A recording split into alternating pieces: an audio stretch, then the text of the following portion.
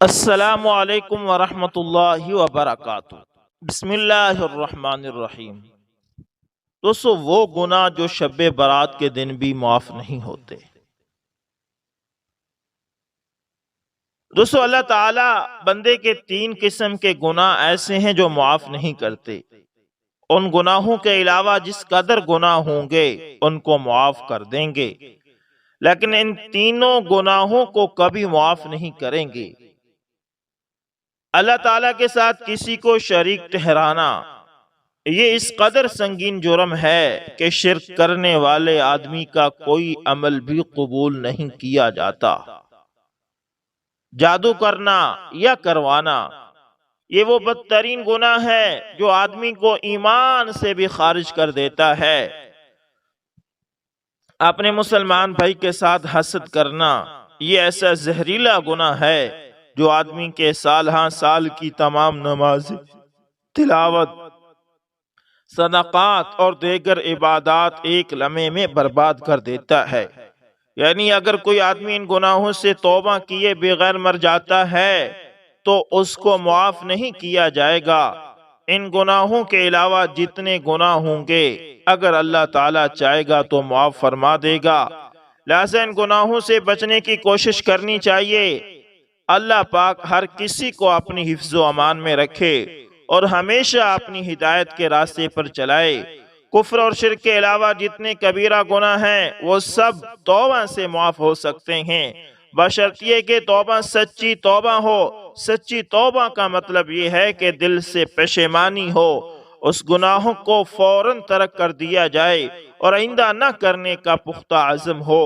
اور اگر اس گناہ کی وجہ سے کسی کی حق تلفی ہوئی ہو تو اس کی ادائیگی یا تلافی کی کوشش شروع کر دی جائے۔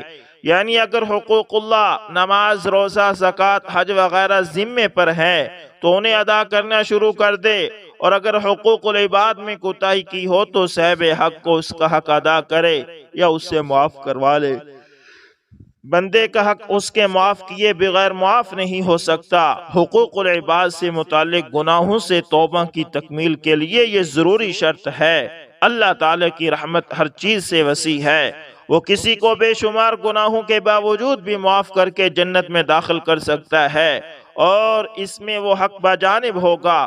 تاہم یہ بھی ملحوظ رہے کہ رحمت اور معافی کی امید پر گناہوں میں مبتلا ہونا عقل مندی نہیں، حماقت ہے۔ حدیث پاک میں ایسے شخص کو بے وقوف کہا گیا ہے جو خواہش نفس کی پیروی کرے اور اللہ تعالیٰ سے امیدیں اور آرزویں لگائے رکھے کہ وہ کریم ہے، معاف کر دے گا، جبکہ عقل مند اس شخص کو قرار دیا گیا ہے جو اپنے نفس کو قابو میں رکھے اور آخرت کی تیاری کرے۔ مسلمان کی شان یہ ہے کہ جس کام سے اللہ تعالیٰ یا رسول اللہ صلی اللہ علیہ وسلم نے ناراضگی کا اظہار فرما دیا اس کام کے وہ قریب تک نہ جائے، یہ مسلمان ہونے کا شیوا ہے اور یہ مسلمان کو کرنا بھی چاہیے۔ تو سب بھائی تیار ہیں؟ ایک تو اللہ سے توبہ کرنی ہے۔ تو دوستو، توبہ کا بھی آپ کو بتاتا جاؤں کہ توبہ کیا ہے۔ توبہ کا مفہوم، اقسام اور اہمیت اور طریقہ کار اب آپ کو واضح کروں گا۔ دوستو، ابن قیم رحمت اللہ تعالی فرماتے ہیں کہ توبہ انسان کی پہلی، درمیانی اور آخری منزل ہے۔ بندہ سالک اسے کبھی اپنے سے جدا نہیں کرتا، مدت تک توبہ اور رجوع کی حالت میں رہتا ہے۔ اگر ایک مقام سے دوسرے مقام کی طرف سفر اختیار کرتا ہے تو توبہ اس کا رفیق ہوتا ہے جہاں وہ جائے۔ پس توبہ بندے کی ابتدا بھی ہے اور انتہا بھی، بلکہ ابتدا کی طرح موت کے وقت اس کی ضرورت اور بھی زیادہ پڑ جاتی ہے۔ توبہ دل کا نور ہے، نفس کی پاکیزگی ہے۔ توبہ انسان کو اس حقیقی زندگی کی طرف رہنمائی کرتی ہے کہ اے غافل انسان، آؤ قبل اس کے کہ زندگی کا قافلہ کوچ کر جائے اور موت اپنی تمام تر حشر سامانیوں کے ساتھ موجود ہو۔ توبہ کرنے والوں کی ہم نشینی اختیار کر لیں، کیونکہ یہ ایک اٹل حقیقت ہے کہ قبر محض ایک گڑھا نہیں بلکہ جنت کے باغوں میں سے ایک باغ ہے، یا جہنم کے گڑھوں میں سے ایک گڑھا ہے۔ بس جس کی ابتدا توبہ رجوع سے روشن اور چمکدار ہوگی، اس کی انتہا بھی نور مغفرت سے منور ہوگی۔ جو اللہ کی طرف رجوع اور توبہ میں اخلاص اور سچائی کو اختیار کرے گا، اللہ تعالیٰ اسے خاتمہ بالخیر کی توفیق عطا فرمائیں گے۔ توبہ سب کے لیے، توبہ صرف گنہگاروں کے ساتھ خاص نہیں بلکہ سب ایمان والوں کو توبہ کا حکم دیا گیا ہے۔ اللہ رب العزت کا ارشاد گرامی ہے، وَتُوبُوا إِلَى اللَّهِ جَمِيعًا أَيُّهَا الْمُؤْمِنُونَ لَعَلَّكُمْ تُفْلِحُونَ، اور توبہ کرو اللہ کے آگے سب مل کر، اے ایمان والو، تاکہ تم بھلائی پاؤ۔ اسی طرح حضرت مزنی سے مروی ہے کہ رسول اللہ صلی اللہ علیہ وسلم نے ارشاد فرمایا، اے لوگو، گناہوں سے باز آ جاؤ اور اللہ کی طرف رجوع کر لو، اور میں ایک دن میں 100 مرتبہ اللہ کی طرف رجوع کرتا ہوں۔ دوستو غور فرمائیے کہ جب اللہ تعالیٰ کے آخری نبی صلی اللہ علیہ وسلم، جو اولین و آخرین کے سردار ہیں، بخشے بخشائے ہوئے ہیں، تمام جنتیوں کے سردار ہیں، مقام محمود کے مالک ہیں، وہ ایک دن میں 100 مرتبہ اللہ کی طرف توبہ اور استغفار کے عمل کو اختیار کرتے ہیں، تو ہم گنہگار اور خطا کار امتیوں کو کس قدر توبہ اور استغفار کا اور اللہ کی طرف رجوع کا اہتمام کرنا چاہیے۔ گناہوں سے فوری توبہ کی ضرورت آج کے اس پرشوب ماحول میں تمام اہل ایمان کو چاہیے کہ بغیر کسی استثناء کے فوری توبہ اور اللہ کی طرف رجوع کریں۔ موت سے پہلے موقع ہے، اسے ضائع نہ کریں۔ اللہ رحیم و کریم بھی اپنے بندوں کی توبہ کا انتظار فرماتے ہیں اور ان کی توبہ کو قبول کرتے ہیں، اور چاہتے ہیں کہ بندہ توبہ کرے اور وہ قبول فرمائے۔ چنانچہ قرآن کریم میں ارشاد ہے، واللہ یرید ان یتوب علیکم، اور اللہ چاہتا ہے کہ تم پر متوجہ ہو۔ گناہ کر کے توبہ نہ کرنے کا انجام یہ یاد رکھیے کہ گناہ کا صدور ہونا ایمان کے منافی نہیں۔ ایمان والے سوائے انبیاء کے کوئی بھی معصوم نہیں، اور عام انسانوں سے گناہ کا ہو جانا کوئی اچھمبے کی بات نہیں۔ گناہ کا ہو جانا اور بھول چوک تو انسان کی فطرت میں داخل ہے، اتنا خطرناک اور ہلاکت خیز نہیں جتنا گناہ ہو جانے کے بعد توبہ نہ کرنا اور اس سے غفلت اختیار کرنا ہلاکت امیز اور تباہ کن ہے۔ مسلم شریف میں حضرت ابو ہریرہ رضی اللہ تعالیٰ عنہ سے مروی ہے کہ رسول اللہ صلی اللہ علیہ وسلم نے ارشاد فرمایا، والذی نفسی بیدہ لو لم تذنبوا ذهب اللہ بکم والجاء بقوم یذنبون فیستغفرون اللہ فیغفر لهم۔ قسم ہے اس ذات کی جس کے قبضہ قدرت میں میری جان ہے، اگر تم گناہوں کا ارتکاب نہ کرو تو اللہ تعالیٰ تمہیں ختم کر کے ایسے قوم کو لے آئے گا جو گناہ کرے گی اور اللہ سے اپنے گناہوں کی مغفرت طلب کرے گی تو اللہ ان کی مغفرت فرما دیں گے۔ اسی طرح حضرت انس سے مروی ہے کہ رسول اللہ صلی اللہ علیہ وسلم نے ارشاد فرمایا، کل بنی آدم خطاء وخیر الخطائین التوابون، تمام بنی آدم خطا کار ہیں اور بہترین خطا کار توبہ کرنے والے ہیں۔ ان روایات سے معلوم ہوا کہ بندہ کا توبہ کرنا اور اللہ کی طرف رجوع کرنا انتہائی ضروری ہے، ورنہ اسے اپنے نفس پر ظلم کرنے والوں میں سے شمار کیا جاتا ہے۔ امام مجاہد فرماتے ہیں، من لم یتب اذا اصبح و اذا مسا و اذا امسا فہو من الظالمین، جو شخص ہر صبح اور شام توبہ نہیں کرتا وہ ظالمین میں سے ہے۔ طلق بن حبیب فرماتے ہیں کہ اللہ تعالیٰ کے تمام حقوق کی ادائیگی بہت بڑی بات ہے، مگر تم توبہ کی حالت میں صبح اور شام کرو۔ ابن رجب فرماتے ہیں، جس نے بغیر توبہ کیے صبح اور شام کی وہ خطرے میں ہے، اسے یہ خوف دامنگیر ہوتا ہے کہ کہیں بغیر توبہ کے اللہ سے ملاقات نہ ہو جائے اور اللہ اس کا شمار ظالموں میں نہ کر دے۔ اللہ کا ارشاد ہے کہ من لم یتب فاولئک هم الظالمون، اور جو کوئی توبہ نہ کرے تو وہی ہیں بے انصاف۔ ابن قیم نے لکھا ہے کہ اللہ تعالیٰ نے آیت من لم یتب فاولئک هم الظالمون میں بندوں کی دو قسمیں بیان فرمائی ہیں، توبہ کرنے والے، ظالم، اور یقیناً ان دو کے علاوہ کوئی تیسری قسم نہیں، اور توبہ نہ کرنے والوں کو اللہ نے ظالم شمار کیا۔ معصیت کے نقصانات، حضرت ابن قیم فرماتے ہیں کہ بندے کو چاہیے کہ اسے معلوم ہو کہ گناہ اور معاصی نقصان دہ اور ہلاکت میں ڈالنے والے ہیں، جس طرح مختلف قسم کے زہر سے بدن انسانی متاثر ہوتا ہے اور ہلاکت کا باعث بنتا ہے، ایسی گناہ سے انسانی دل متاثر ہوتا ہے، اور دنیا اور آخرت میں جتنے شرور اور بیماریاں ہیں ان سب کا سبب صرف گناہ اور معاصی ہیں۔ کسی اللہ والے کا قول ہے، لا تنظر الى صغر الخطیئہ ولکن انظر الی من عصیتا، تم گناہوں کے چھوٹے ہونے کو مت دیکھو بلکہ تم جس کی معصیت کر رہے ہو اس کی عظمت کو پیش نظر رکھو۔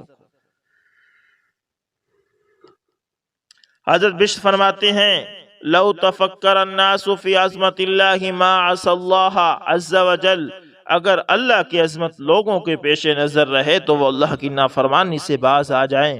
توبہ کی تعریف گناہ اور معصیت سے جس توبہ کا ہم سے بار بار مطالبہ کیا جاتا ہے اس کی حقیقت سے واقف ہونا انتہائی ضروری ہے۔ ابھی توبہ کی تعریف، توبہ ہے کیا؟ اگر توبہ کی حقیقت نہ پائی جا رہی ہو تو صرف زبان سے توبہ توبہ کہنا کافی نہیں۔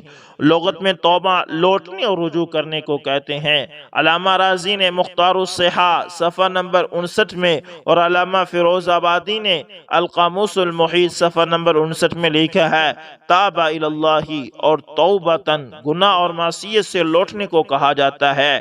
شریعت میں اللہ کی معصیت اور نافرمانی کو ترک کر کے اس کی اطاعت اختیار کرنے کو توبہ کہتے ہیں۔ توبہ کی حقیقت اور مراتب۔ دوستو، سچی توبہ کے لیے علماء نے کچھ شرائط ذکر کی ہیں۔ چنانچہ امام قرطبی فرماتے ہیں، ہی الندم بالقلب وترک المعصیت فی الحال والعزم علی الا یعود الی مثلها وان یکون ذلک حیاء من اللہ۔ سچی توبہ وہ یہ ہے کہ اس میں یہ درج ذیل چیزیں پائی جائیں۔ نمبر 1، گناہ پر دل سے ندامت ہو، فوری طور پر گناہ کو ترک کر دے اور پکا ارادہ کرے کہ دوبارہ اس معصیت کا ارتکاب نہیں کرے گا، اور یہ سب کچھ اللہ کی حیا کی وجہ سے ہو۔ مراتب توبہ، یعنی توبہ کے مراتب کیا ہیں؟ توبہ کے مراتب 3 ہیں۔ توبہ کا سب سے بڑا اور لازمی درجہ ترک کفر اور قبول ایمان ہے۔ اس کے بعد دوسرا بڑا درجہ کبائر یعنی بڑے گناہوں سے توبہ کا ہے۔ تیسرا بڑا درجہ صغائر سے یعنی چھوٹے گناہوں سے توبہ کا ہے۔ توبہ کی اقسام۔ توبہ کی 2 قسمیں ہیں، واجب، مستحب۔ کسی بھی مامور کے ترک اور محظور اور ممنوع کام کرنے سے توبہ کرنا فی الفور واجب اور ضروری ہے، اور یہ تمام مکلف ایمان پر واجب ہے۔ مستحبات کے ترک اور مکروہات کے ارتکاب سے توبہ کرنا مستحب ہے۔ سچی اور صحیح توبہ کی شرائط۔ فوری طور سے معصیت اور گناہ سے باز آنا، تمام سابقہ گناہوں پر دل سے ندامت ہو۔ حضور صلی اللہ علیہ وسلم کا ارشاد ہے، الندم التوبہ، یعنی ندامت توبہ ہے۔ ندامت ہی توبہ کا رکن اعظم ہے۔ دوستو، دوبارہ گناہ کا ارتکاب نہ کرنے کا پکا عزم ہو، لوگوں کے حقوق کی ادائیگی ہو یا ان سے معاف کروا لے۔ ریاض الصالحین میں امام نووی نے لکھا ہے کہ اگر معصیت کا تعلق آدمی سے ہو تو اس کے لیے 4 شرائط ہیں۔ 3 وہ جن کا اوپر تذکرہ ہوا، اور چوتھی یہ کہ لوگوں کے حقوق سے خود کو بری کرے۔ اگر کسی کا مال یا اس طرح کی کوئی اور چیز لی ہے تو واپس لوٹا دے، اگر کسی پر جھوٹی تہمت وغیرہ لگائی ہے تو اس سے معافی طلب کر لے یا اس کو حد پر قدرت دے، اور اگر کسی کی غیبت کی ہے تو اس کی معافی بھی مانگے۔ توبہ نصوحہ، توبہ نصوح اور سچی توبہ کی 5ویں شرط یہ ہے کہ بندہ اخلاص کو اختیار کرے، یعنی اللہ کے عذاب کے خوف اور ڈر اور اس کی مغفرت اور ثواب کی امید پر گناہوں کو ترک کرے۔ 6ٹھی شرط یہ ہے کہ توبہ کا عمل توبہ کے وقت میں ہو۔ توبہ نصوح کسے کہتے ہیں؟ اللہ تبارک و تعالی نے قرآن کریم میں اپنے بندوں کو توبہ نصوح کا حکم دیتے ہوئے فرمایا، یا ایھا الذین آمنوا توبوا الی اللہ توبۃ نصوحا، ایمان والو توبہ کرو اللہ کی طرف صاف دل کی توبہ۔ توبہ نصوح سے کیا مراد ہے؟ آئیے صحابہ کرام، تابعین، سلف صالحین اور مفسرین کرام کے اقوال کی روشنی میں اس کا جائزہ لیں۔ نصوحاً النصحیہ ماخوذ ہے عربی میں سلائی کرنے کو کہتے ہیں۔